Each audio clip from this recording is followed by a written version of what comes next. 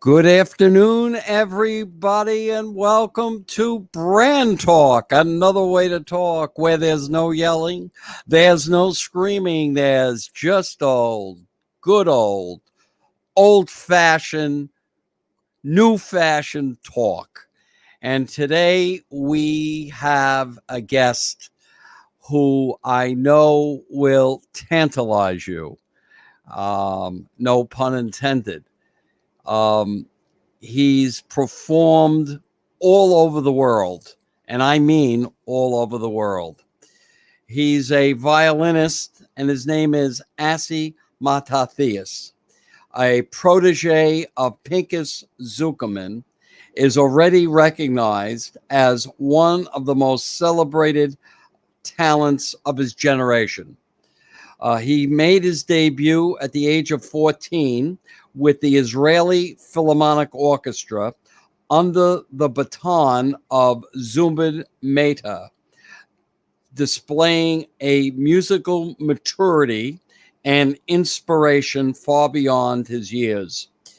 This success was immediately followed by another invitation by Maestro Mehta to perform with him in the following season. Since then, he has performed as a soloist with numerous orchestras across the globe with such conductors as Eliahu Inbal, Leon Botstein, Frederic Chaslin, Dan Ettinger, the late Mendi Rodan, and Gints Glinka.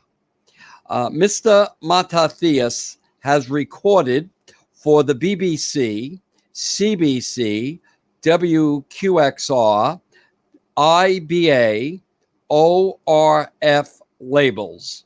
He's a frequent recitalist and has performed extensively throughout Europe, Asia, the US, South America, and Israel in foremost venues like Carnegie Hall, Stern Auditorium, Zankel Hall, Wheel Recital Hall, the 92nd Street Y in New York, Berlin Philharmonic, Uzumi Hall in Japan, Lida Hall in Stuttgart, Brafman Auditorium in Tel Aviv, and the National Arts Center in Canada. I'm getting exhausted just reading this. But when it comes to Asi, nothing is too long. Asi also began playing the violin when he was 6 years old. In Israel, he studied with Chaim Taub and became the youngest student to be enrolled at the University and at the Universität für Musik und Darstellende Kunst in Vienna. He also studied with violinist Aaron Rodan and the late David Nidian. In 2017, Matathias was awarded a career grant from the Salon de Virtuosi in New York. He was also awarded a diploma of excellence and has been supported by the American Israeli Cultural Foundation since 1997. It is with great pleasure that I welcome my dear friend and this great artist, Asi Matathias. Asi, welcome to BrandTalkk. Thank you for having me. It's so different not seeing you over meatballs at, I know. at Bellato's. Yeah, so many miles away, right? So many miles away. You're in Israel right now. Yes, I am. Yeah. Now, let me ask you, have you had any good meatballs since our haunt in New York? Bellato's. Israel is famous for many things. Meatballs, unfortunately, is not one of those. But Okay. yeah, so I definitely have a great incentive to come back, right? Yeah, that's true. That's true. But you told me that when you were in Italy, I guess you were given a pass. Yeah. You fessed up to me that you had a close second, maybe even a little bit. We can't tell that to the folks at Balados, but you thought I'm they were good. afraid it will go online, but indeed, New York is second. Sicily in Italy was really something else. Sicily, Yeah, there are three parts of my bucket list. One is Sicily. of course. Two, Yeah. yeah, no, we got to go, and I'm going to visit. I'm going to make your parents crazy because I want to come over and spoil them with great Israeli gifts. So when I come and see you and your family, Sure. Yeah. so it's Sicily, it is Israel, and of course I have to go to Rome. You and I, we got to have an audience with the Pope. For sure. So we're gonna have to You do are that. originally your family is from Sicily, right? Well, my father's side is from Sicily, and my mother's side is from Naples, Avellino. Yeah, So no mafia involved, right? yeah, and you and I have to go to the place where they make the violins. We have to go there. In fact, Have the you violin gone there? I'm playing on is from Naples, 1770, made in Naples. Really? Yeah, and I've been all over Italy. And Naples, I've been years ago just for a day. And I always want to go back because at the time I wasn't playing the violin. I feel like the violin should come back home, right? Yes. Yeah, but definitely the best violins ever made were all over Italy. Where's the place where they make the best violins? Go ahead. Cremona, yeah. Right. But they also made in Milan, in Piacenza, all over the Italian violins from that period of selected makers are definitely amongst the best that are in existence. Yes. Now, but have you been there? Have you been to that? Yes. You have been. I wanted to go with you. I wanted to be the maiden voyage. I'm willing to go anytime, to be honest. I love this. I love Italy. I love the food, the people, architecture, everything. Yeah. So you say when, and I'm there. Well, let me tell you something. You can get into a lot of trouble saying you are. It's calling a Sicilian an Italian. You realize that you got to be very. We are gonna. You got to be very. Right. You got to be very careful about that. Yeah. You know. But dangerous waters. Yeah. Yeah. Well, I might have said this before, but I will relate it again because it is a great story. When The Godfather came out, I took my parents to see The Godfather, and my mother disliked The Godfather, and because she thought it was bad for Italians. And she thought it gave Italians a bad reputation. And my father and my aunt, who came from Sicily, who actually fled the Black Hand or fled the mafia. Yeah. Their family had to escape. I took them to see The Godfather, and after I took them to see The Godfather, they came out of the movie house, and all they could say is that they could understand every single word that was uttered in The Godfather. Now, you mentioned it wasn't Italian, it was Sicilian. And their complaint was when I would ask them, when they would listen to Italian, did you understand what they're saying? They said, Johnny, I really didn't get it. With The Godfather, every word. And they were so excited that they understood every word in The Godfather. So I leave that with you in terms of the language. Let's talk about how you got involved with the violin, and of all things classical music, because I do know you love soccer. And that was there was a little bit of a tension between whether or not you were going to play soccer or you wanted to play the violin. And I thought maybe you have a good want to memory. talk about that. True. Yeah. Well, I'll start with music. So my mother liked music, and she would take us actually as kids to concerts. So my siblings, my older brother and sister, both played the piano. We had a small upright. And one day I heard the violin on the radio, and something about that sound just I knew that I wanted to play that. And I told her I want to play the violin, and she said, but she thought I was so young, and we had a piano at home, and so she was trying to convince me. But then I was quite stubborn, which I'm happy about, because as you see, I'm still playing the violin. But she also consulted with the piano teacher of my siblings, and she at the time checked my hearing, and she figured that I had what's called perfect pitch, which means that she could play any number of notes on the piano, and I will be able to identify them by which pitch exactly it was. And she said that she thinks that because of that, she feels that violin will be the right fit for me. So she made a connection to the first violin teacher, a lovely Russian lady back in the city that we were living at the time. And yeah, and I loved it. But at the same time, I mean, so I was 6 when I started. I also loved soccer.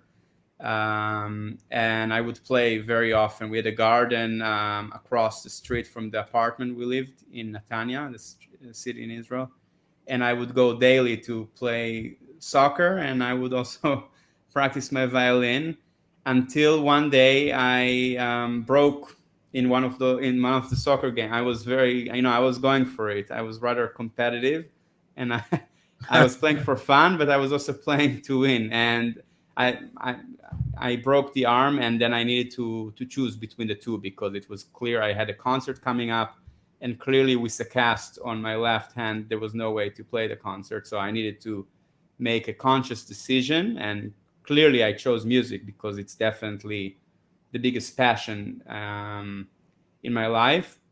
So I love soccer. Here and there I play now, well, honestly, with the Corona, a lot of time freed up on the schedule, but usually I'm on the roads a lot, so there's not much time for that, but I watch it. And but music, yeah, so my hobby is my profession, so that's a great advantage, right? You absolutely. Staying on the soccer for just 1 minute, who's your favorite team? Oh, I don't think that any of our listeners would know the grand team of Maccabi Netanya.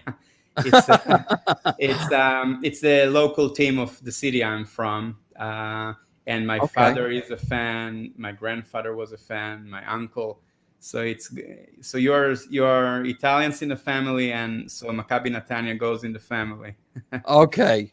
Well, that's fine. Yeah. That's fine. So let me ask you, what is the routine? You know, do you practice every day? Yeah, of course. Yeah, you have to.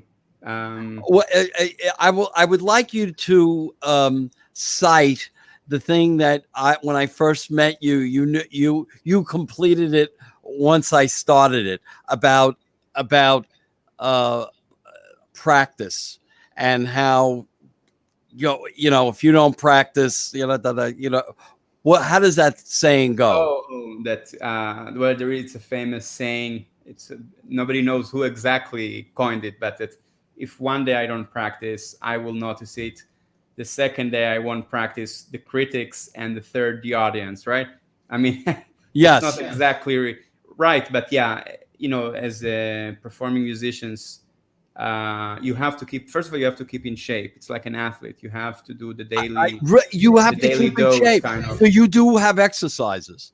Oh, definitely. Yeah, you have to. Well, you have, first of all, playing the violin. It's not a normal thing. It's not a natural thing, right? We turn the hands, the neck. I mean, so we have to make it as comfortable as possible, but we also have to stretch the, to keep the hands in shape.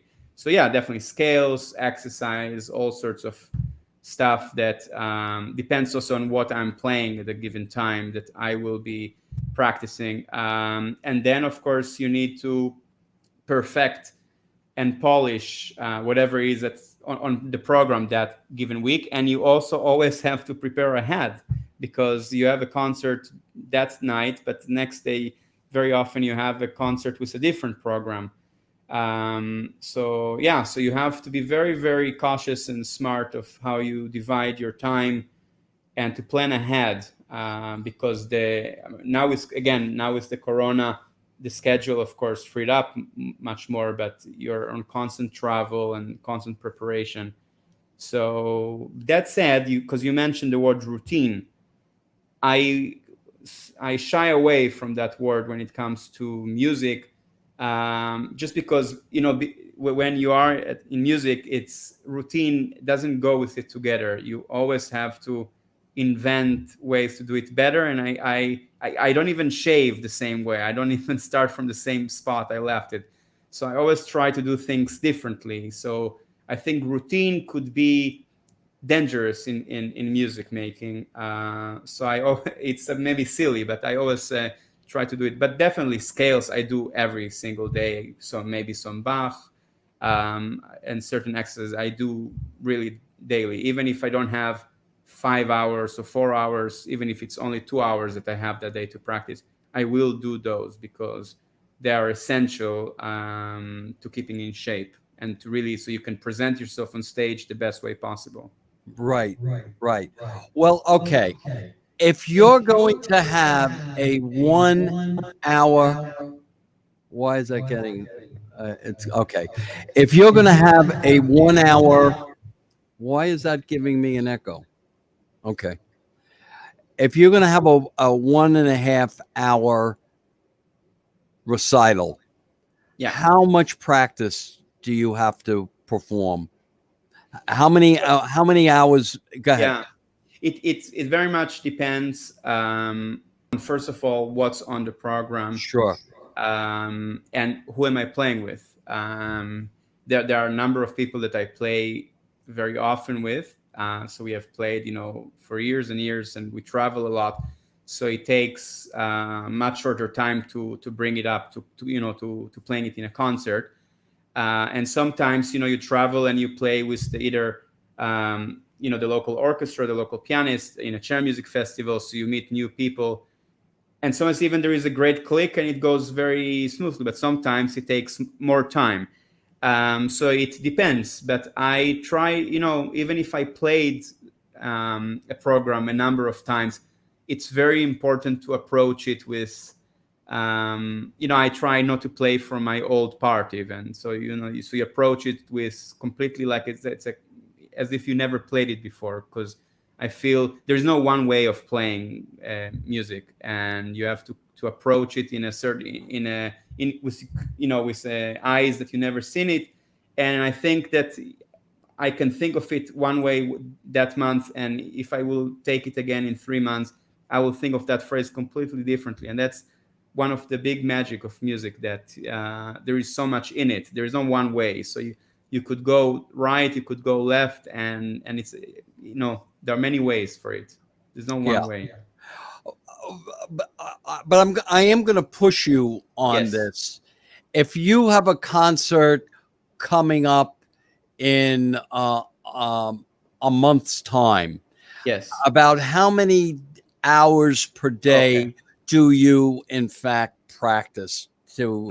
Well, so I would say 4 or 5 hours a day, but then again, I have to be in New York and not traveling. Of course, when you travel, everything is different. But if I'm in New York, I would do about 4 or 5 hours a day.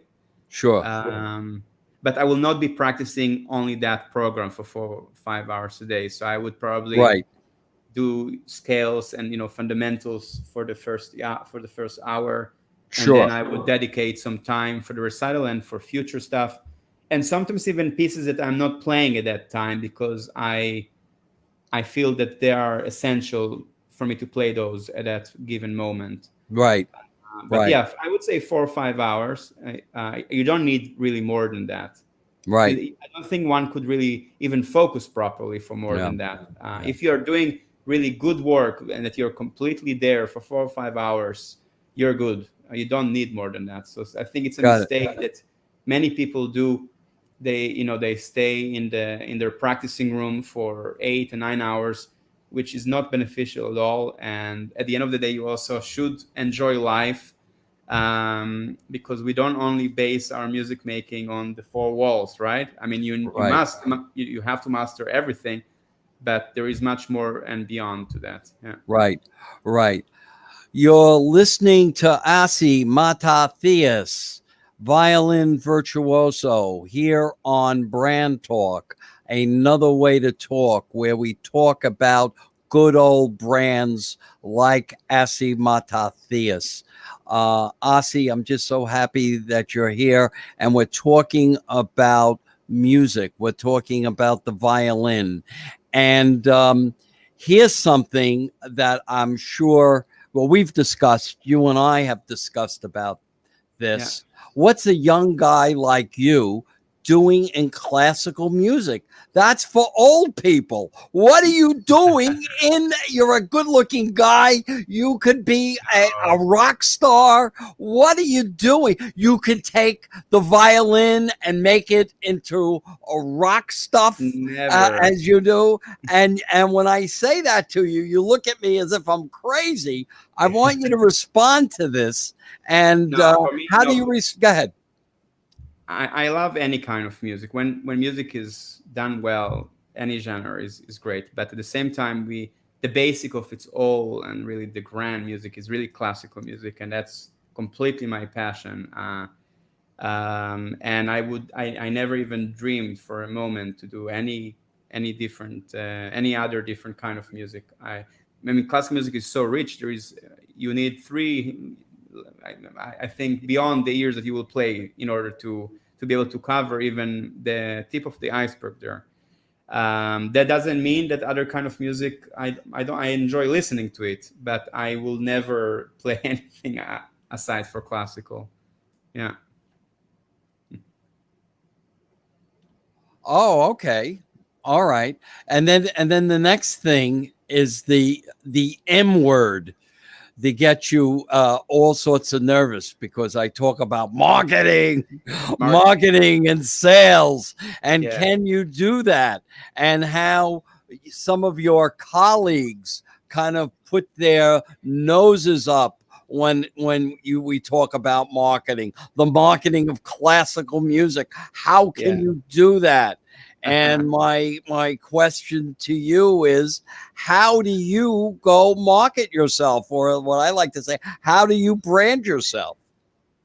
Okay, yeah. That's of course the old topic.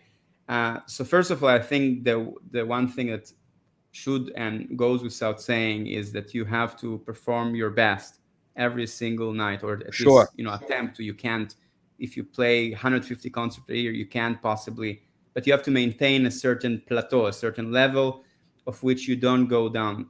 So it's important to present yourself in the best possible way. About marketing classical music, yeah, it's a tricky topic, because often you will not think of one that goes with the other.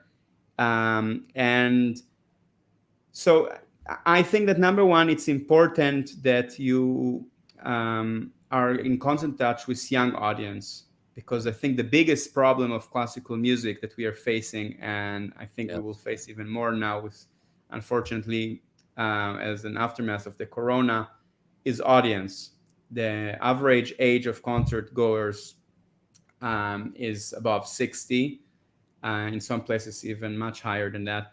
And we must, especially, I think, all of us, but especially young performers, should do a lot of outreach, to go to schools, when you go to travel, that you give masterclass, so they are aware and they are exposed to good music making, and they see people their age, and they will see how they will react to it. And I think it's very, very important to build like that, a base of audience, both for the artist itself, but actually for the whole industry, right?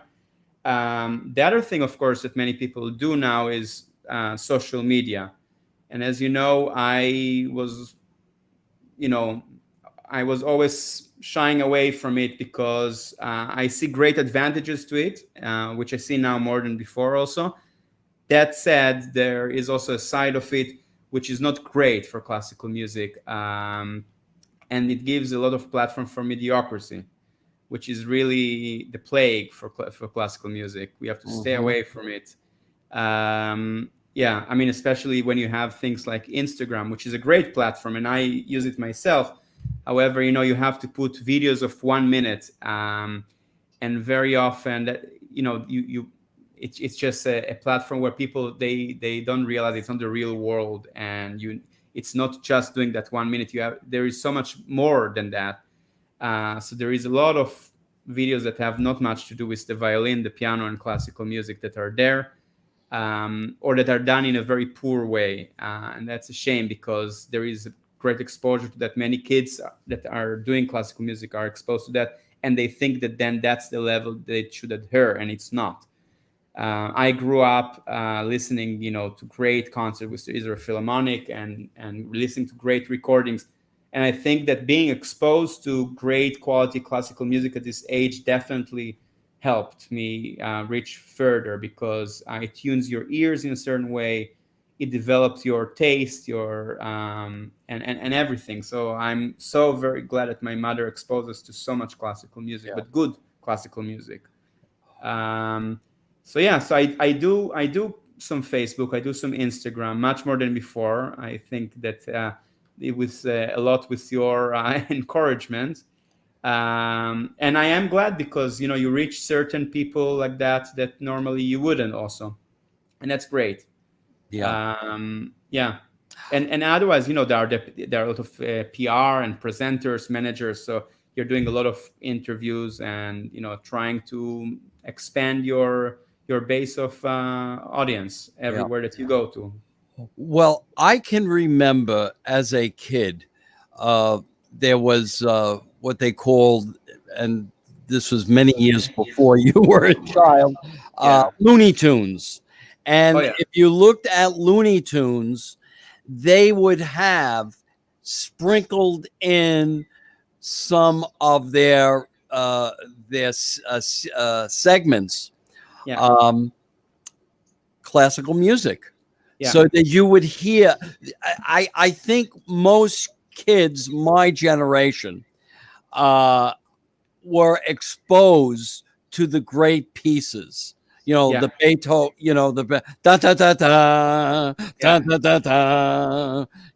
And we were all exposed to that. We might not have heard the whole segment or the whole theme, but we were exposed to it. Yeah. And I It was a also nice think that, introduction to classical music, and you see today you enjoy listening, you enjoy going to concert, and the appreciation is there. yeah, That's exactly is the problem, that there is no music in schools today, right, and kids are just they're not exposed to it, and so then, and by the time that the orchestras and the halls remember that they have to put effort in there, it's almost too late. So it's so very vital that you start from an early age. yes, So it's there, and besides the fact that there are numerous scientific research that completely, I mean, it's has been proven that classical music is very good for the child's develop of the brain. Even when they're a baby. So it's yeah. it's very very very important. Aside for being, I mean, music is enriching our life. It really is. I think that it makes. I mean, I would make a very bold statement. It makes for a better society. It really does.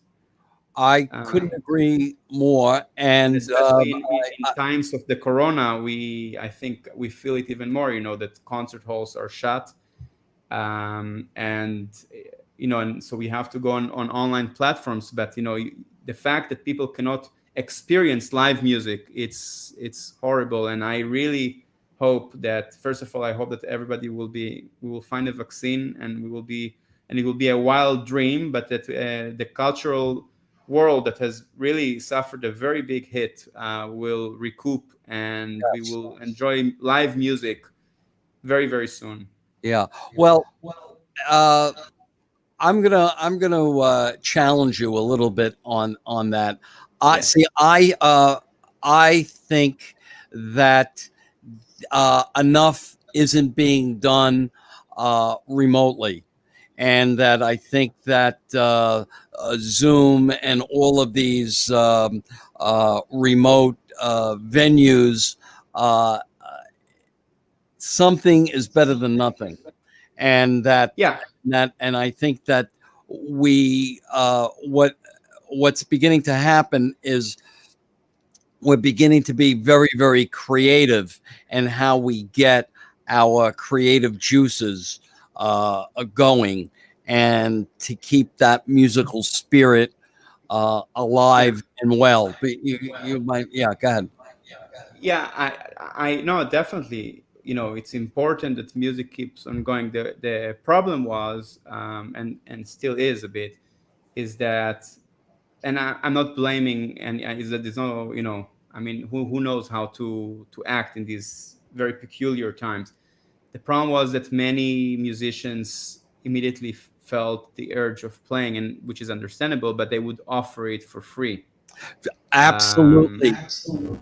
and that's exactly when I guess we reach again marketing. It should not be for free. And they have put so many years and their heart into their, to master the instrument, and then when you sell yourself short, you cannot expect then, anyhow, there is not much funding for the arts anywhere in the world. In very, very few countries there is proper funding for it. And especially now that everybody is suffering from a lot of loss from no concerts. It's a shame that they offered a lot of concerts for free, and I think it will take some time, for I think now people are starting to understand that that's not the way to go, but they felt that they must share their talents and to keep in touch. But I think that in retrospect, that there should have been a better way to do it. And I'm not saying that they should have charged a lot of money, because right now everybody suffered. When it rains, everybody got it. But they should have found a better platform to be rewarded for their hard work.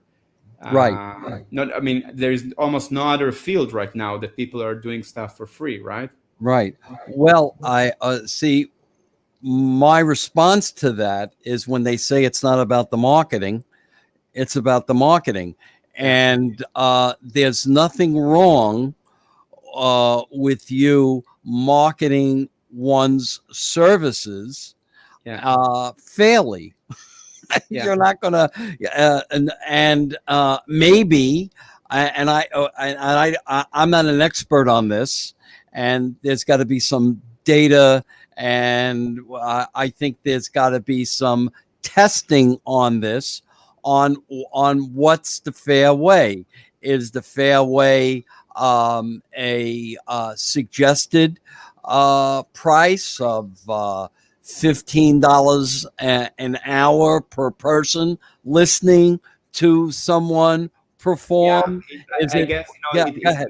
it's hard to put a price, because there are so many, who is playing, what are they playing, what do they expect, how many people are going to actually, at the end of the day, it's also who is actually going to pay it at the end of the day. Um but yeah, there should be a certain minimum, I think, that people should not go beyond. But at the same time, and that's actually, there is a criticism to some people, is that people also presented classical music not in a nice way. They would just, they will record something every day, but they will not really put any thought of what they were recording, or even how they presented themselves, Right.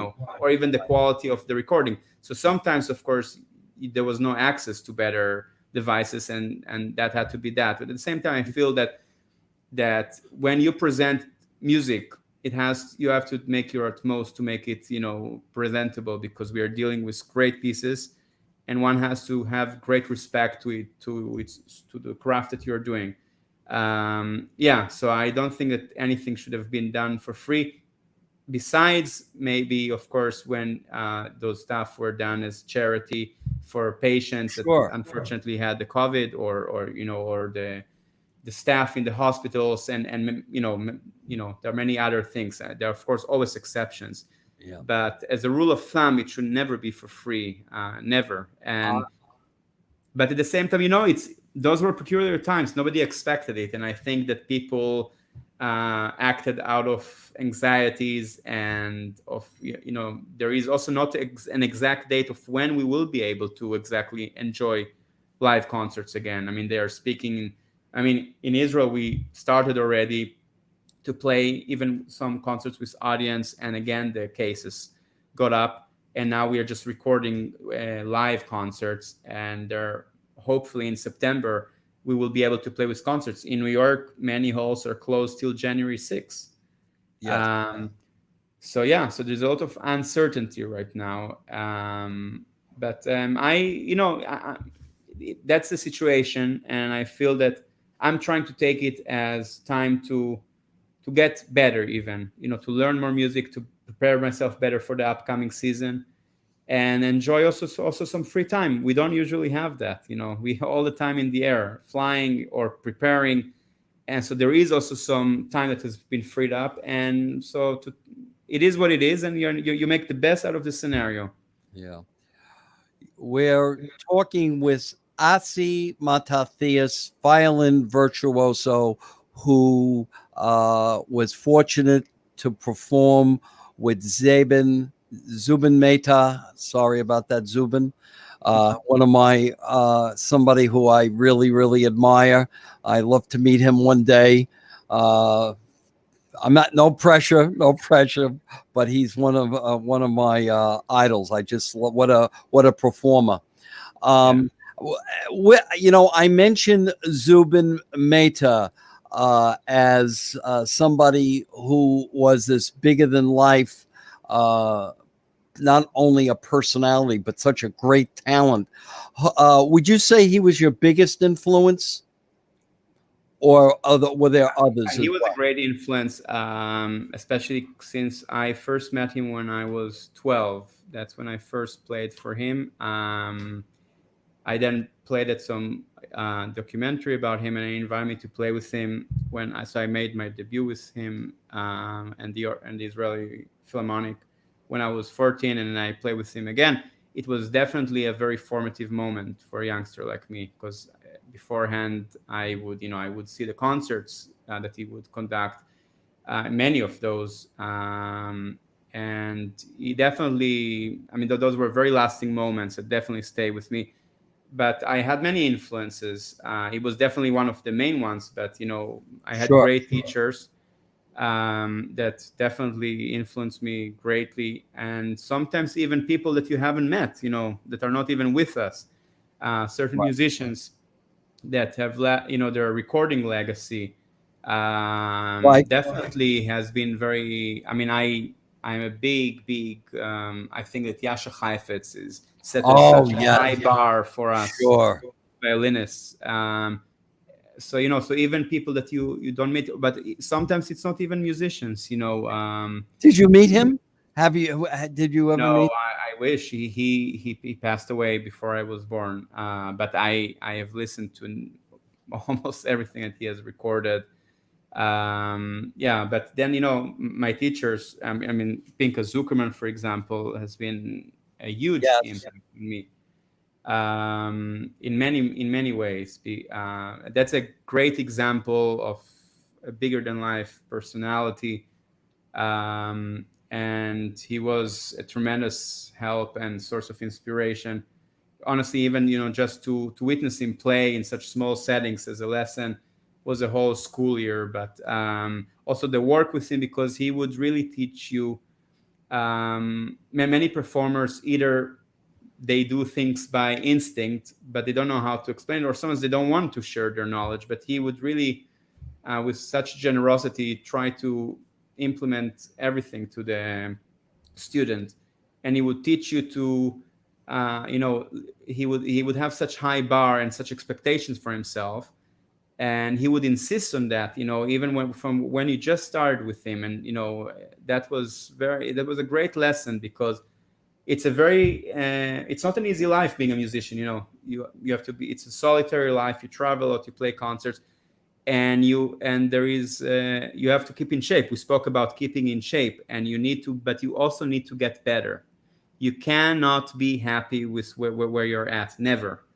I mean, of course you don't have to criticize yourself tremendously, but you have to always have a very judgmental ear and never be happy with the plateau you reach. Always trying to get better, because if you reach a certain level, you will never maintain it. You will go down. So it's always, so that is something that I definitely think that it was a big impact from him, because he would insist on that. He was never happy, always trying to push me even further.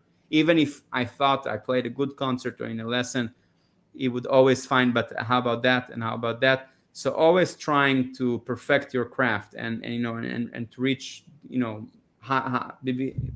there's so many things to achieve in music, and that's the beauty in it. And I think that's why I love it so much. So I don't only go to keep in shape every day. I love it. I have the passion to go and to play, and then of course to perform, which I love, to share my music, with audience. I love it. Where did you study with him? What school? At the Manhattan School of Music. I studied with him and with his teaching associate, Patinka Kopek. So I was with them for almost 6 years, which is quite a while, which was great. And yeah, I loved every minute of it. When I first came, it was a shock because, as you can understand from my explanation, he has very high bar and expectations, and it could be tough, which is great.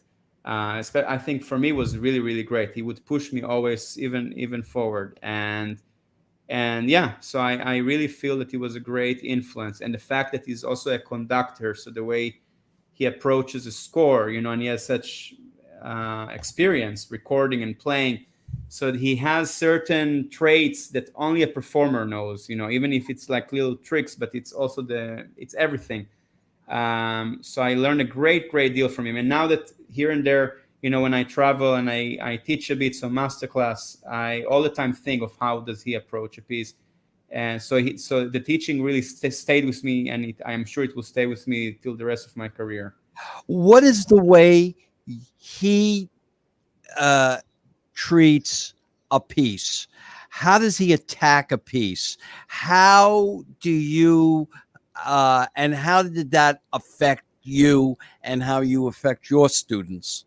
Yeah. So first of all, he approaches it with, especially when it's a good piece of music.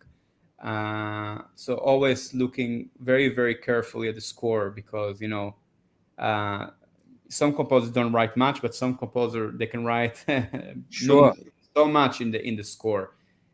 Indications. At the same time, it's open for debate. What they actually meant. There is no tape of them giving you instructions. It's just the note you're trying to interpret it. What's between the notes? Where does the phrase go? And there is no one way or the other. So I think the first thing he would do is, of course, respect to the score, but to be curious. So all the time to question and to look for. Also you can approach, if you're playing, let's say, a Beethoven sonata. So, to be curious and to look at other genres. He wrote wonderful string quartets and the symphonies, and just to be curious. It's really a key word. He always would tell me to be a sponge, to keep on getting information, and then if you don't like something, you discard it, but that you keep on learning. That's number one. But he would also, playing the violin is not easy, right? But we have to. But when you are on stage, people think, "Wow, how does he do it? It looks so easy." But it's a lot of hard work in the practicing room. But not even only in the piece of the techniques, of the fundamentals. So you can deliver the message that you think the composer meant in the best way. So I mean, if I will get into small technicalities, is how, even where do you play in the bow, how much pressure, what kind of vibrato, in the endless thing, because that's our way of expressing it. And then you play it with an orchestra and a conductor, and sometimes they might have a different view than you. So then you have to find the middle ground, right?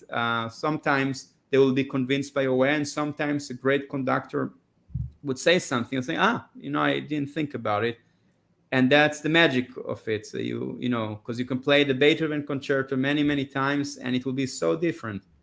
So we are always learning, always, So really. you I think hit or stepped on the next question I wanted to ask, Yes. which is, do you ever play the same piece the same way? Never. Or Never. yeah, you said never. Yeah, never. Never. I love it. Otherwise, there will be no need. Then I would record it, and Right. then we'll call it a day, right? When we are dealing with good music, again, that's the key word here, because good music, there is no one way. I said before, and it's I could honestly be looking at it today, and tomorrow think, what the hell was I thinking? I I think of it completely differently now. And sometimes I would prepare something in one way, even if even if I rehearse it with the orchestra and the conductor or the pianist, and then in the concert I would feel like playing it a certain phrase in a different way. And it's like having a conversation. It's not like we discuss what are we going to ask me. I came prepared and I'm reciting exactly word by word. Playing music essentially is a conversation, and even if you're playing with an orchestra, it's all chamber music. So you have to react. You take initiatives, you have to react, and that's the magic. So there is no way that it will happen one to one. Of course, you have a certain thoughts about certain things, so you would not go completely off track. But even in that path that you chose, there is so much things that you could do differently. So it's never the same. And I think that I especially I and I think, Victor Stanislavski, wonderful pianist that I Oh, wonderful. play with, so a dear friend also, that we play a lot together. And we are good friends. So sometimes, we can play. We went on tour to China. We played almost every night, and actually there we played the same program almost every night. And then very often you would play stuff completely differently. Sometimes just to check if even he's astute to that, or if I am. And so you challenge each other, and there is a magic in there. And sometimes actually those exact times, because it calls for such freedom. And when you have that freedom in music making, because we spoke about that, how many hours do you practice and how much effort you put, and at the end of the day, then you have to discard all that, and you have to be completely free on stage when you perform. Of course, here and there, you have a moment that you have to, okay, I have to watch that, but you have to completely forget what you did, and you have to immerse yourself in the music.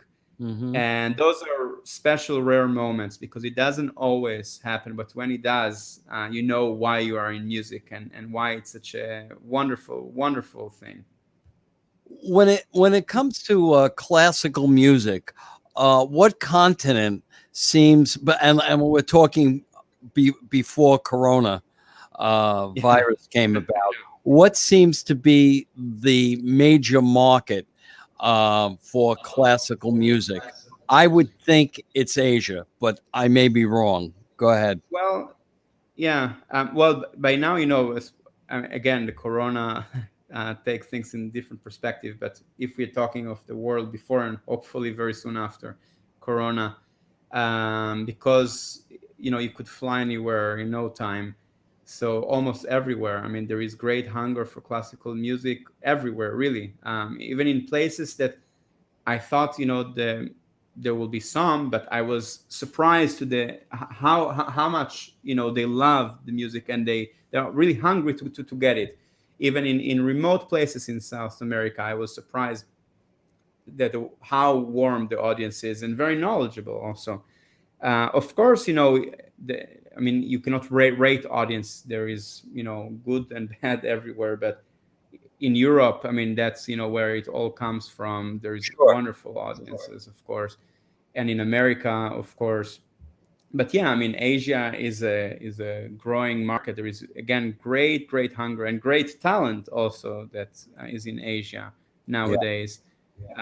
There is great that, and when it comes with the great discipline that is there, they have produced some wonderful musicians, and they've put a lot of money. At the end of the day, money is also a very important thing, and the government put a lot of money into the cultural world. So the halls are really first rate. Almost in every city that you would go in most of the countries, there are some superb halls, and there are some great orchestras and teachers also. There are many in the past. Very often they will come to study in the States and in Europe. But by now there are some such wonderful musicians there that are producing some great new generations that love music and perform it very well.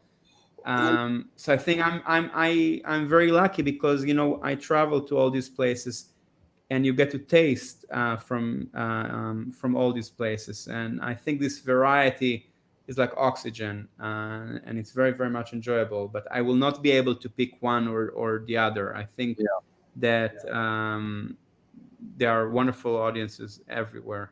Yeah. Definitely, yeah. What is your favorite place to perform? Sorry, What, I what is didn't. the most exciting place for you to perform? Uh-huh. Um, well, I'm there are certain holes. Yes. I mean, of course, that are stepping stone kind of that generations of fantastic performers from the past also have performed. There is a special element to it, and they also have great acoustic, like Carnegie Hall, the Berlin Philharmonic. But there are many, or sometimes it's just even a special orchestra or musician. But surely when I first played at Carnegie Hall, I was very much excited Sure. to play. But it's more about the feeling before. Then you get on stage and you forget about all that, and you just you enjoy playing, especially Yeah. when the acoustics is good. Are you ever nervous? Every musician is nervous to a degree, right? Yes. You wanna perform your best. So there is a certain degree, but it's never something that hinders your performance. I'm never nervous to the degree that it affects. I feel that normally I perform best at concerts. I enjoy it. I kind of am fed from the public. They are active listening. You feel it. It's like something Sure. tangible in the air that you kind of feel. But yeah, sometimes it can happen that you are more nervous than other times. Mhm. But normally I don't get too nervous. Just I think hopefully just the right amount. But sometimes it happens that you're more nervous than others, and you have to. I think after years of performing, you know how to control it. It's normally before you play, and then you start playing, and you're good to go because you're then in a different kind of state of mind. You're focused in something bigger than us, Yeah. so you don't really let the nervousness to affect you. You're listening to Asi Matathias, Violin Virtuoso, here on BrandTalkk, another way to talk. I know when I go to see you, and I try never to do is to see you before you perform. It's Yeah, afterwards we generally go out and have some dinner with for our a hearty friends meal afterwards. and Yeah, all of that. But I try to uh, avoid any sort of contact because I don't want to get into your zone. yeah, Um, I think that before I a would say concert, that's you are most. really Go ahead. sorry. No, no, No, no, go no, ahead. no. Sorry. Oh no. That yeah, you have a day of a performance. I don't even eat all that much beforehand, just a bit, and you have to prepare. So if you have to focus at some point, I take a nap during lunch, after lunch, and then I get up, I practice a bit, but it's a bit different. I try not to create a different scenario, because that's also not too good, to make Right. something very, very different because it's the day of the concert. But yeah, you have to start, thinking of what you're going to play on, how.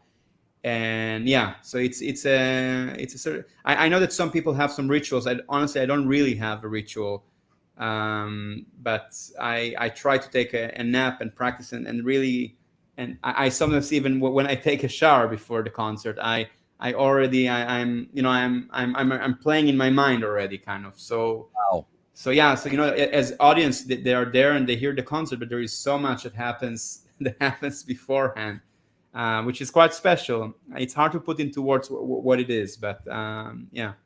Yeah.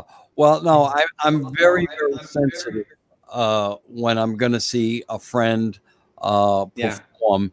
And what I like to do is reduce any sort of anxiety. I try not to make it about me. And people who know me know I'm a bigger than life personality. And maybe I don't succeed at doing that, but I at No, least you think always about, were at great least think about it. about Yeah. that, you know? No, you were always very sensitive to it, for sure. Yeah. Yeah. Yeah. And I just got to say, and I got to recommend, when you hear this man play the violin, he makes you cry. I mean, your reviews have been great at Strat, the magazine for violins, right? Thank you. Yeah. Is that right? You've gotten Yeah. some great reviews from WQXR, the radio Yeah. station of the New York Times, the classical music station. They've reviewed you. You're just um, a wonderful, wonderful entertainer. So Um, what I would like to know is, there aren't any concerts coming out, right? Or are there any no, online things coming up that we can? actually, we just recorded with Victor Stanislavski, that I mentioned earlier, and also wonderful cellist, American cellist, actually, Christina Raiko Cooper. We recorded a concert yesterday that the moment I know when it will stream, I'll definitely, I will let you know, and hopefully whoever is interested that is listening today. And then I have some concerts planned that are mainly this month, that are streamed live, and then some concerts that are supposed to be with audience. I'm playing at the Jerusalem Festival, which happens every year, and I'm very glad that they're still keeping it. Summer Styles with Victor, supposed to play also with some orchestras. So my season is planned and is rather full, actually, for the first half of the season as well. Well, But of you course, we'll have to take it. No one knows. There have been so many concerts that also have been canceled since yeah. March. We spoke Well, of Asia. We had a whole tour that got canceled there. So yeah, there are concerts, and I hope that we will be able to play them. We are oh, preparing for it. That's for sure. okay. Well, how can people get in touch with you? You have a So in website? fact, Do you my have? website is should be up in probably 2 weeks or so. So it Okay. will be asimatathias.com. What is it? And I'll definitely, on my social media, we spoke of social media, so I'll make a shout out on my Facebook and my Instagram. But it should be up and running, and there will be also the upcoming dates, some information, some videos from the past, some new videos, so that it will be a platform that I could also have more contact with whoever wants to be in touch.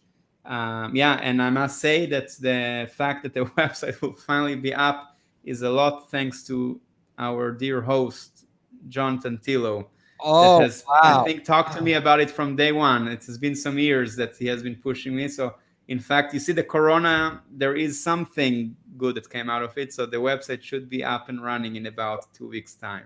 Well, there's nothing worse than a talent like you and no one knowing about it. Yeah. Marketing is the art and science of people getting to know people's talent or the brand's talent. And that's what we have to get out.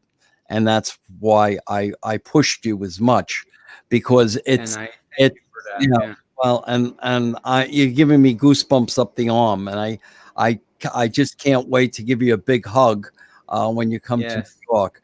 Could you believe it? It's time, and I want to thank Oh you wow. for it. Really Wasn't it flew beautiful? by.